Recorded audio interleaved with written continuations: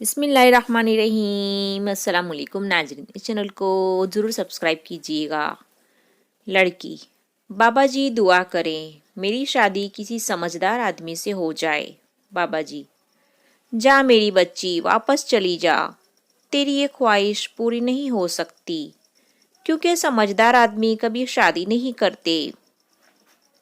पागल काफ़ी देर से बर्फ पर हाथ पकड़कर खड़ा था। लड़का, ये तुम क्या कर रहे हो? पागल, ये देख रहा हूँ कि ये लीक कहाँ से है। एक पागल दूसरे पागल से, तुम किस दिन पैदा हुए? दूसरा पागल, इतवार को। पहला पागल, तुम मुझे पागल बना रहे हो, इतवार को तो छुट्टी होती है। एक पागल दूसरे पागल से कहता है, लोग हमें पागल क्यों कहते हैं?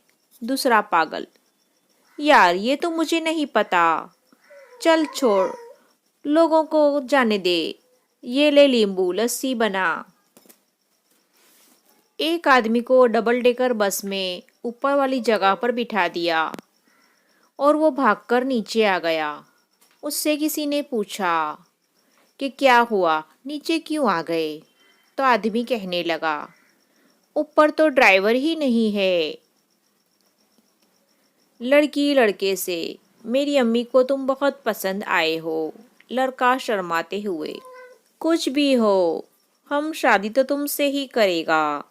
खाला से बोलो हमको भूल जाए।